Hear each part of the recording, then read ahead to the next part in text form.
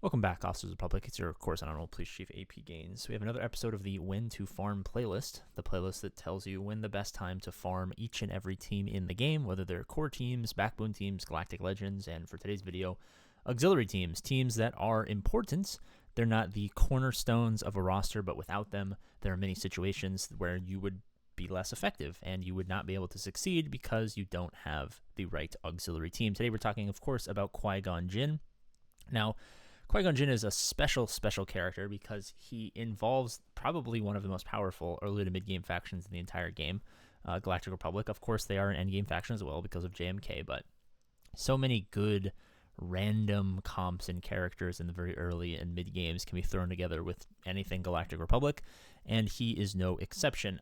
With an Omicron, he takes an Omicron, but the Omicron is amazing. It just absolutely bazookas all of the stats, and as long as you have a Jedi Knight Anakin, you can get a nice couple of things. The first and foremost, I frequently find myself using Qui-Gon on defense. Now, Qui-Gon has a bunch of easy counters when you put him on defense, but they're also easy counters for other teams that I like to put on defense. So I'd like to put them out both at the same time. Gives my opponent the option which to use where, but frequently has had some success either baiting out the proper counter to a better team and then leaving less for Qui-Gon and Qui-Gon getting a hold, or vice versa. It's effective. Many people use him on offense against non-galactic legends because he gives Jedi Anakin the ability to absolutely delete a team in one shot.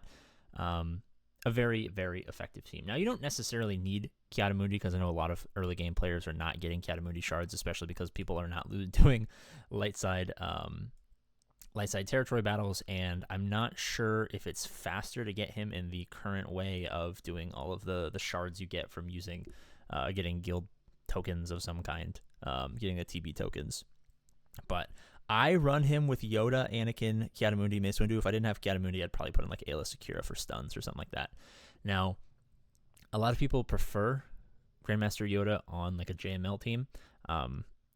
I frequently find when I use this team for offense, and I've been using it for offense recently in 5v5, that the extra foresight helps increase the total number of counters that I can go against with Qui-Gon Jinn, and therefore I prefer to put him here, especially because there are plenty of Jedi to choose from, and my JML is waiting so desperately for the Cal Kestis event to come back. But as far as when to farm Qui-Gon Jinn, if you're past 1.5 million GP, you probably have a couple of teams, but not a ton. You probably have some sort of kind of Padme team.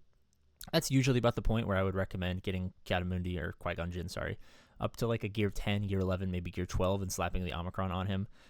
For a very long time, he was a top 3 Omicron for early game players. Obviously, there's way more Omicrons now. I'd still say he's probably a top 5 to 7 for early to mid game players. So if you're in that 1 to 2 million GP range, you have a solid Padme team, and you're starting to come across a point where Padme is not as useful as before, and you want to flex out that Anakin and that Mace Windu to make a Qui-Gon team. This is a very effective place to do that, especially now that you can put Gideon with Padme and take other leftover things and get some good damage out of that, and then split it off into another Qui-Gon team. My dog's going crazy, so I'm going to end it here. Thank you guys so much for watching. As always, I love you, and I'll see you later.